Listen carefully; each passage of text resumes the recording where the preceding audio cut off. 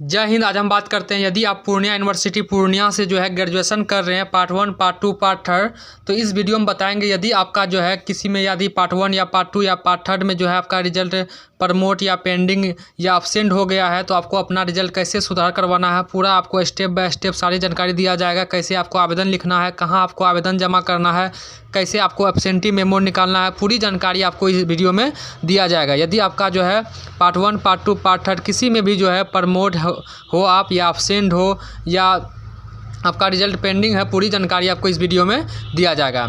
सबसे हम पहले बात करते हैं कि यदि आपका जो है जिस भी चीज़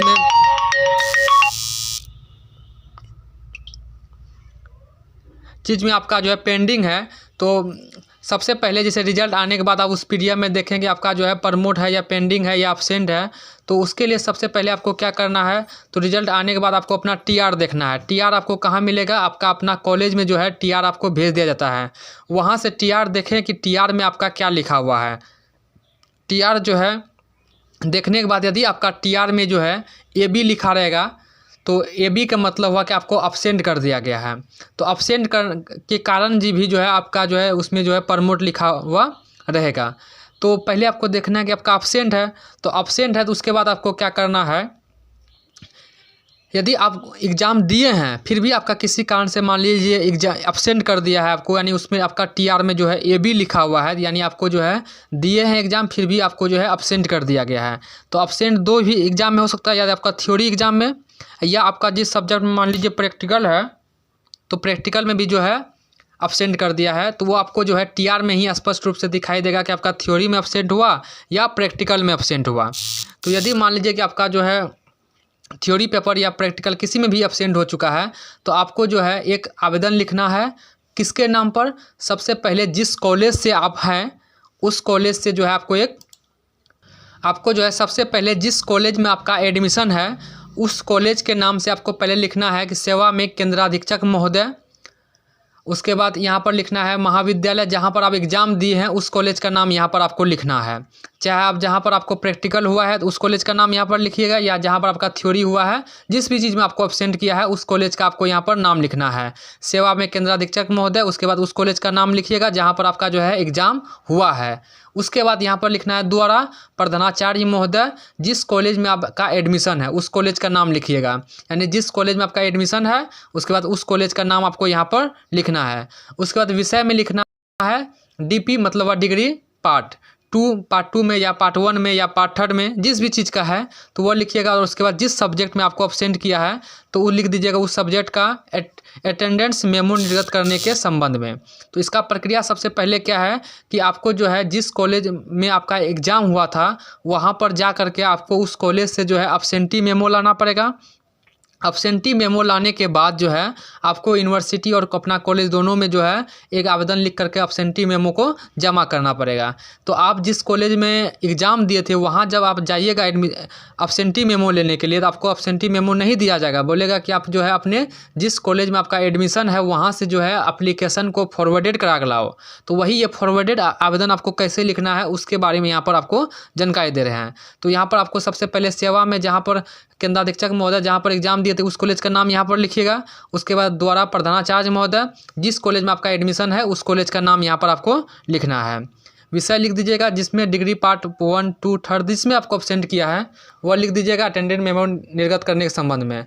उसके बाद महाशय सविनय निवेदन है कि मैं डिग्री चाहे वह पार्ट 1 में है, पार्ट 2 है या पार्ट 3 का, उसका लिखिएगा। मुझे अंकित विषय में जिस सब्जेक्ट आपका है जिसमें आपको अब्सेंट किया है, मान लीजिए फिजिक्स केमिस्ट्री प्रैक्टिकल में किया है या जिस चीज़ का किया है उस चीज़ लिखिएगा। तो उस चीज़ इस तरह से लिख करके प्रार्थी में यहाँ पर आपको नाम, रोल नंबर सब कुछ लिख देना है। उसके बाद जहाँ पर आपका एडमिशन है उस कॉलेज को ले जाइएगा, वहाँ से इस तरह से आपको अग्रसारित कर करके साइन कर करके मोहर कर करके दे दिया जाएगा। इस आवेदन को ले करके आपको जो है जहाँ पर आप एग्ज़ाम दिए थे उस कॉलेज में जाना है, वहाँ से आपको जो है एक अब्सेंटी और मेमो निकाल के दिया जाएगा।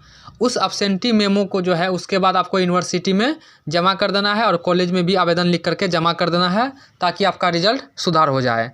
तो ये तो हुआ तब यदि जब आपका उसमें टीआर में जो है AB लिखा हुआ है, AB लिखा रहेगा तो उसमें के कारण भी आपका जो है पार्ट 1, पार्ट 2 में प्रमोट लिखा देगा। यदि पार्ट 3 में AB लिखा हुआ है तो मतलब उस वहाँ पर आपको फाइल लिखा हुआ रहेगा। दूसरा देखना है कि प्रमोट या एब्सेंटी का जो है, मान लीजिए आपका एब्सेंट नहीं है तो आपका प्रमोट किस कारण से हुआ है। यदि प्रमोट आपका किसी सब्जेक्ट में जो है कम नंबर आने के कारण हुआ है तो आपको तब तो दो ही उपाय है। यदि चैलेंज का डेट आएगा तो चैलेंज कर सकते हैं, जैसे अभी हाल ही में जो है डिग्री पार्ट 3 सेशन 2027 का जो है रिजल्ट आया है, तो इसमें जिसका जो है किसी सब्जेक्ट में कम नंबर आया है तो उसका जो है चैलेंज का डेट दे दिया है, तो वो आप चैलेंज भी कर सकते हैं।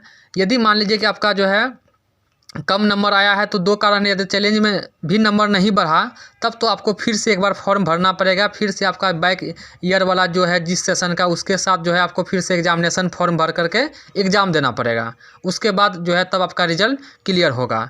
उसके बाद जो है यदि आपका पेंडिंग दिखा रहा है तो पेंडिंग किस कारण से दिखा रहा है, एब्सेंट के कारण दिखा रहा है तो वो भी बता दिए, किसी सब्जेक्ट में कम नंबर के कारण हुआ तो वो भी बता दिए। इस तरह से अपना जो है रिजल्ट आप सुधार करवा सकते हैं। उम्मीद है कि आपको पूरी जानकारी समझ में आ गया होगा। फिर भी जो है यदि कहीं पर जो है आपको किसी प्रकार की कठिनाई है तब कमेंट बॉक्स में लिख सकते हैं। और हाँ, जैसे आपको टीआर अपना कैसे देखना है तो सभी कॉलेज का जो है कुछ कॉलेज जो है टीआर अपना जो है साइट पर भी अपलोड कर देता है, जिसमें कि पूर्णिया कॉलेज, पूर्णिया अररिया कॉलेज है, ये सब जो है कॉलेज अपना बीएमसी कॉलेज है तो साइट पर भी अपलोड कर देता है। तो साइट पर से आपको अपना टीआर कैसे देखना है वो भी आपको ब्रीफ में जानकारी दे देते हैं। सबसे पहले गूगल या क्रोम में सर्च करना है। क्या सर्च करना है, जैसे आप पूर्णिया कॉलेज का स्टूडेंट है तो पूर्णिया कॉलेज आपको सर्च करना है। क्या करना है, Purnia college, Purnia college Purnia search कीजिएगा। सर्च करने के बाद आपका आ जाएगा पूर्णिया college.ac.in, इस पर आपको क्लिक करना है। यह जो है पूर्णिया कॉलेज का ऑफिशियल साइट है। इस पर पूर्णिया कॉलेज संबंधित सभी प्रकार का जानकारी दिया जाता है, चाहे कि उसमें कब कौन सा एग्जाम है, टेस्ट एग्जाम क्या है, नोटिस बोर्ड में सब कुछ यहाँ पर दिया रहता है। नोटिस बोर्ड में यहाँ पर आइएगा तो यहाँ पर आपको सब कुछ दिया हुआ रहेगा, उस नोटिस को डाउनलोड कर सकते हैं। तो यहाँ पर आप देख सकते हैं रिजल्ट वाले सेशन में आपको जाना है। रिजल्ट वाले सेशन में जाइएगा तो यहाँ देख सकते हैं आपको जो है यहाँ पर टीआर सभी का पार्ट 1, पार्ट 2, पार्ट 3 सभी का टीआर जो है आर्ट्स, कॉमर्स, साइंस का जो है अपलोड किया हुआ रहता है। इस पर आपको क्लिक करके डाउनलोड कर सकते हैं। उम्मीद है कि आपको पूरी जानकारी समझ में